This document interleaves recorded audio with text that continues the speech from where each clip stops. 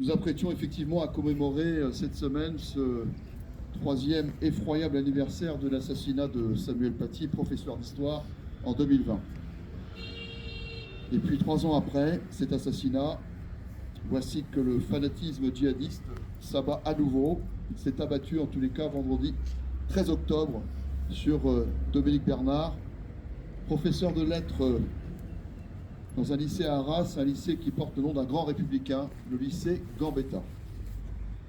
Devant ces horreurs répétées, les mots manquent. En frappant ceux qui transmettent à notre jeunesse les matières fondamentales de notre culture et en pénétrant au cœur même de l'école, qui devrait être un sanctuaire du savoir et de l'esprit. Notre ennemi attaque les valeurs vitales de la République. Il oppose l'idéologie islamiste, car il faut le qualifier, à l'émancipation intellectuelle, la barbarie à l'apprentissage de la liberté, la violence à l'instruction pour tous, quelle que soit sa condition, quelle que soit son origine. C'est ça la République. Donc évidemment, dans le contexte des attaques terroristes du Hamas en Israël, et face au climat de terreur qui veut nous être imposé sur notre sol, l'école républicaine ne pliera pas. La communauté nationale restera unie. La France résistera aux intimidations. Je veux dire à ce propos qu'aucune cause ne peut justifier ce qui s'est passé au Proche-Orient, et nos pensées s'adressent à toutes les victimes, notamment civiles, de ce conflit. Aujourd'hui, nos cœurs se tournent vers Dominique Bernard, Samuel Paty et leurs familles, pour lesquelles nous observerons dans un instant une minute de silence.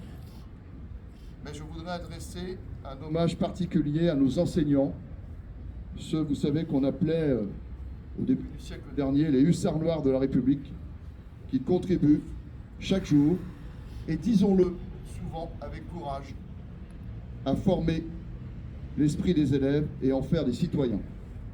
Qu'ils sachent que nous sommes à leur côté et que nous ne fléchirons pas dans l'application exigeante des valeurs républicaines et de la laïcité, que ce soit dans les établissements scolaires ou sur le territoire national. J'étais avec notre député et mon adjointe à l'éducation cet après-midi au lycée du Puy-de-Dôme avec le proviseur et un certain nombre d'enseignants pour cette cérémonie d'hommage à 14 h. J'ai constaté évidemment le vif émoi de la communauté éducative, mais surtout le grand respect des élèves durant la cérémonie. C'est avant tout avec eux et pour eux, les futures générations, qu'il nous faut garder confiance en nos institutions, en notre école et en la capacité de notre pays à se relever dans l'épreuve. Je suis convaincu avec vous tous que l'héritage le plus précieux de la République, c'est la laïcité.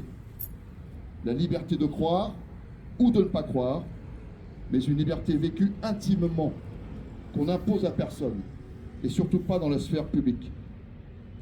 Je suis un élu de la République, fier de porter les couleurs nationales, comme mes collègues élus autour de moi. Ce soir, comme beaucoup d'entre vous sans doute, je me sens aussi un soldat de la République, prêt à défendre ardemment les valeurs de liberté, d'égalité et de fraternité qui fondent notre pacte national. Et le ciment de ce pacte, c'est la laïcité. Nous devons plus que jamais en avoir une lecture et une application résolue, et je dis même intransigeante, face au fanatisme, à l'obscurantisme et à l'abominable négation de la nature humaine. Vive la République, vive la France, et je vous propose d'observer maintenant une minute de silence.